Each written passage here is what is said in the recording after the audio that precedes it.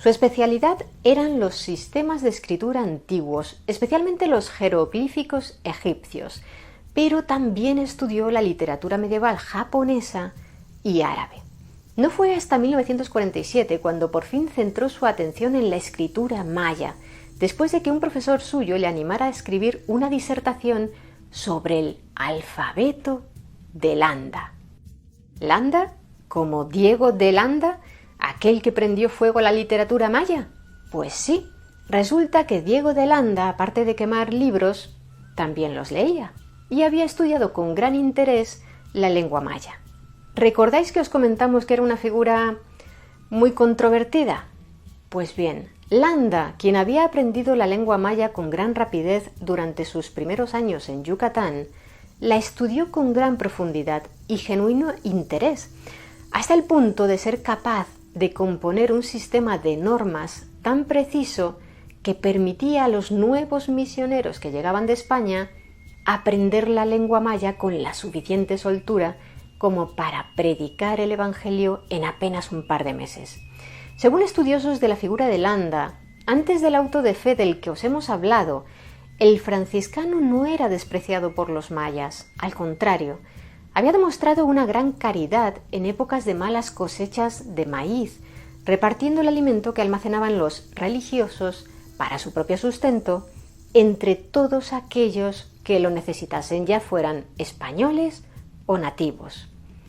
El caso es que en esa línea hay quienes defienden que Landa no cometió aquel tremendo crimen cultural con forma de hoguera por su propia voluntad, sino presionado por los poderes civiles españoles, quienes temían que la adoración de las antiguas deidades mayas pudiera desembocar en alzamientos y revueltas contra ellos, como ya había pasado en ocasiones previas. Tal vez incluso albergaran dudas sobre la firmeza que demostraría Landa frente a aquellas prácticas debido al gran interés que demostraba en conocer la lengua y la escritura mayas. Y es posible que la quema de todos aquellos códices y documentos pictográficos también le doliera a él.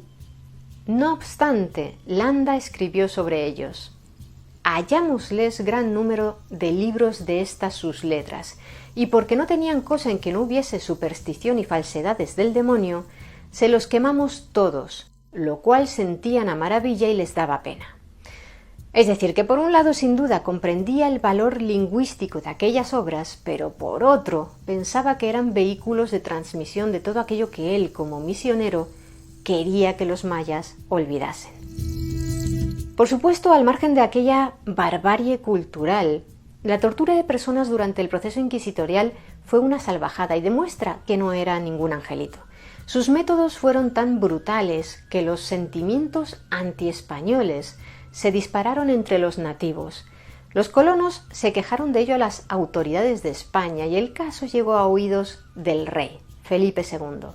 De modo que poco después del auto de fe, cuando llegó a América el nuevo obispo de Yucatán, Francisco de Toral, que era de carácter pacífico y se oponía al empleo de la tortura, liberó a los nativos que habían sido condenados por Landa y éste fue obligado a regresar a España para ser juzgado por sus actos, acusado de conducta impropia.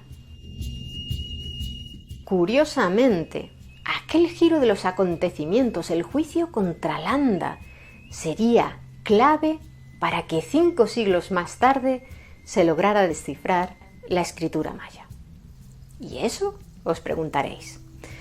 Pues resulta que Landa, en previsión de que necesitaría pruebas para defender su trayectoria en Yucatán, se afanó en preparar el llamado alfabeto de Landa, una correspondencia entre el alfabeto español y los glifos mayas que incluyó, acompañado de varios capítulos de anotaciones explicativas y ejemplos de uso, como parte de su manuscrito titulado Relación de las cosas de Yucatán, en el que también describía todo lo que había visto y aprendido acerca de los mayas.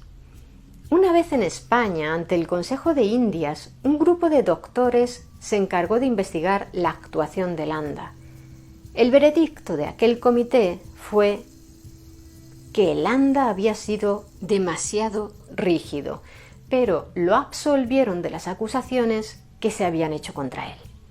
2 años más tarde, cuando falleció el obispo Toral, Diego de Landa fue nombrado nuevo obispo de Yucatán y como tal regresó a tierras americanas. Aquella obra de Landa, Relación de las cosas de Yucatán, pronto cayó en el olvido y durante siglos permaneció ignorada por todos los estudiosos de la cultura maya. Hasta que en la década de 1860 el sacerdote y erudito francés Charles-Étienne Brasseur de Bourbourg encontró una copia abreviada en Madrid, en los archivos de la Real Academia de la Historia.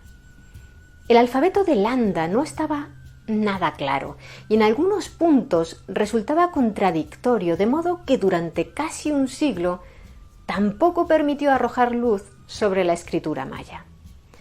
Hasta que, con Orosov, como os contábamos, se puso manos a la obra.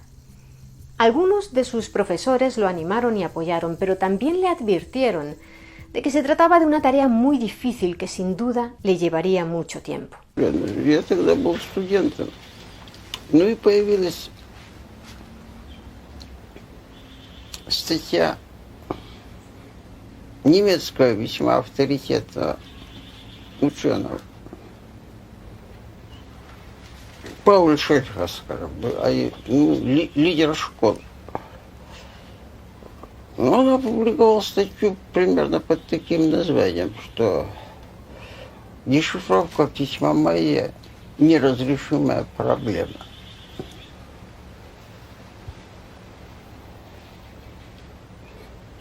Ну, я решил, что надо как-то возразить, тем более, что как так неразрешимая проблема. Ну, общий тезис был примерно такой исходный, который я, впрочем, и сейчас придерживаюсь.